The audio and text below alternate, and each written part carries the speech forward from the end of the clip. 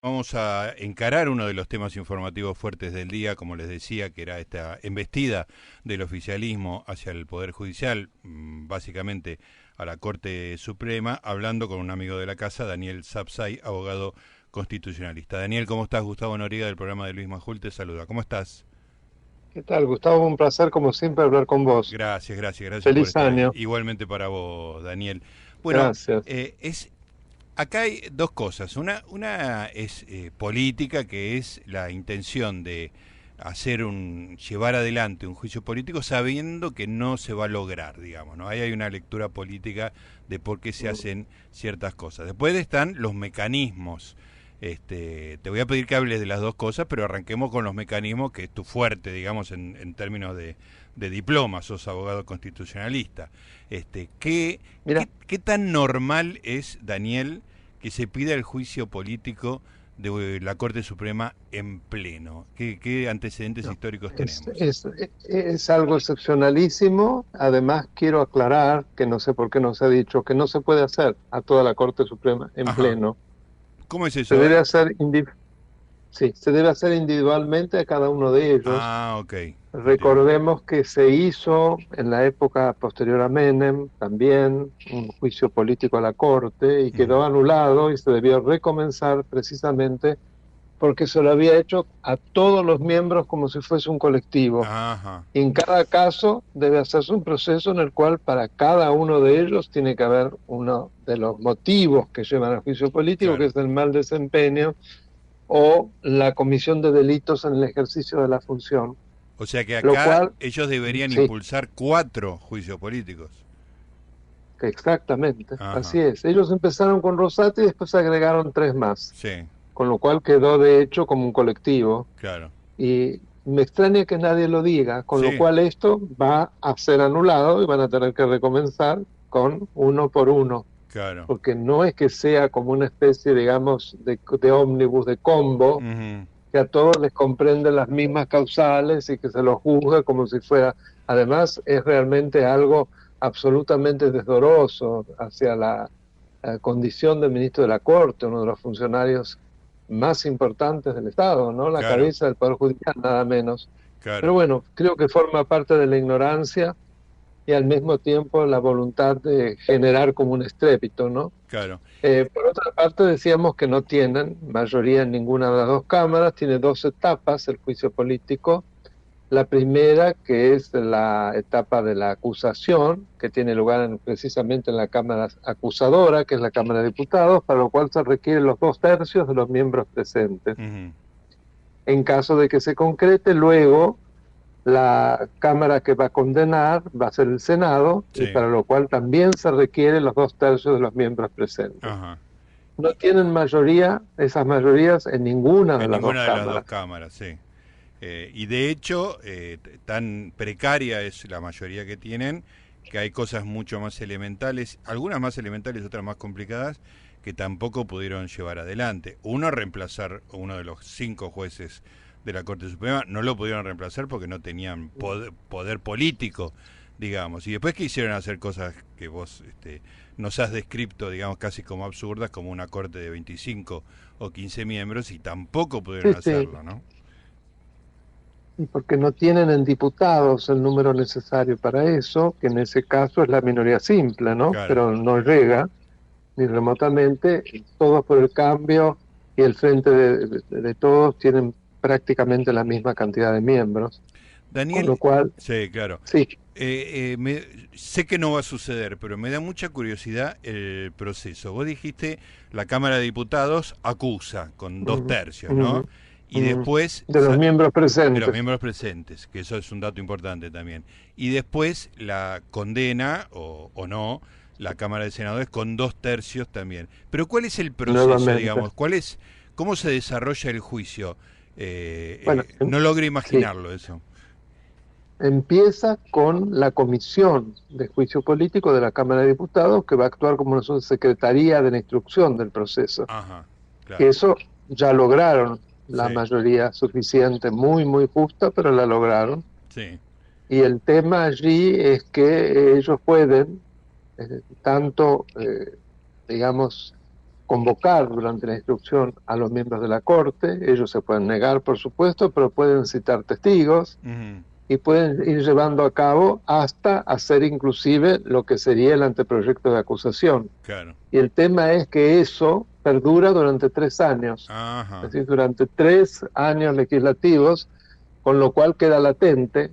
Si luego las mayorías cambian, eso puede rehabilitarse, ¿no? Claro. Es importante tener, Claro, o sea que o sea, lo hacen con toda la malicia del caso, pero además, aunque no concurran, que se pueden negar a concurrir los miembros de la Corte, responder por escrito o no responder directamente, no obstante ello, ellos pueden seguir adelante con la instrucción, citar a testigos, producir pruebas, etcétera, etcétera, lo cual, como te das cuenta, es algo sumamente molesto, claro.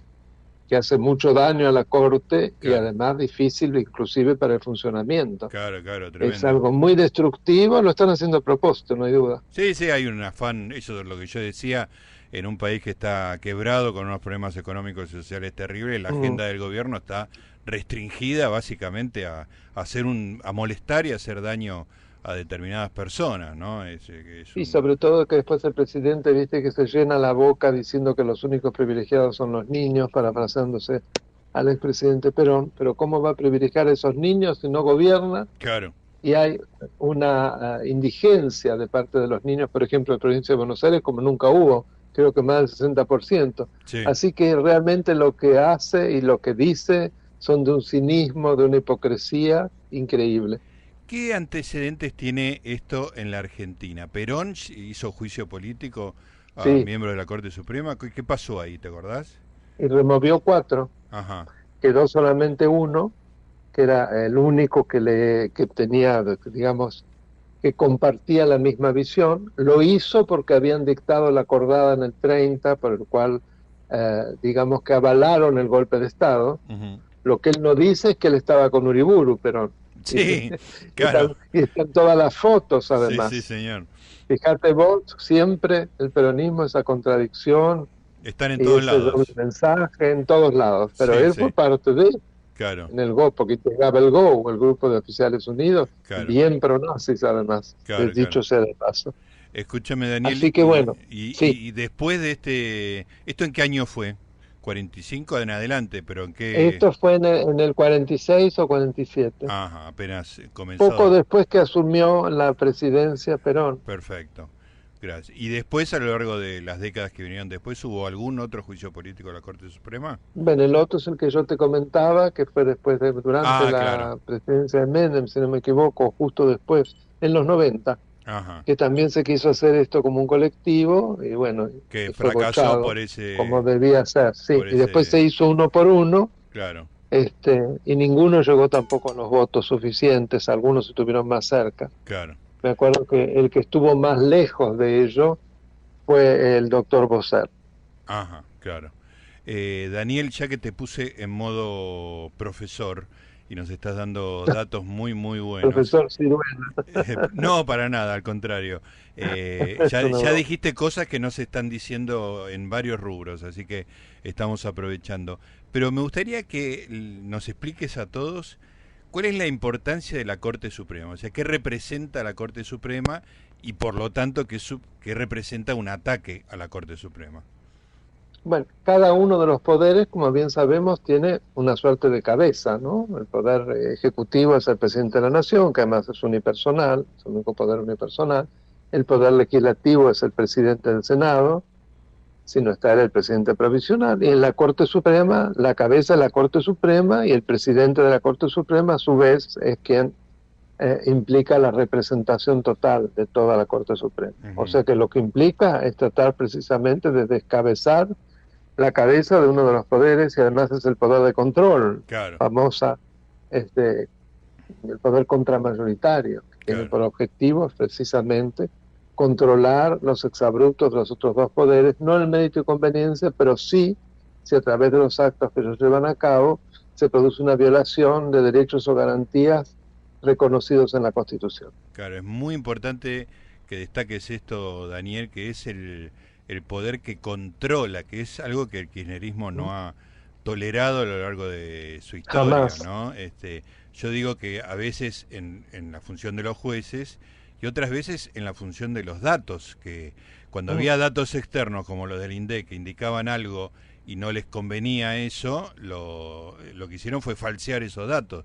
O sea que incluso cualquier Efectivamente. cosa externa a lo que ellos puedan manejar les resulta intolerable. Y no olvidemos que el peronismo se llamaba Movimiento Nacional Justicialista, es decir, que todo lo que no se compadecía de eso era lo antinacional. Claro, claro.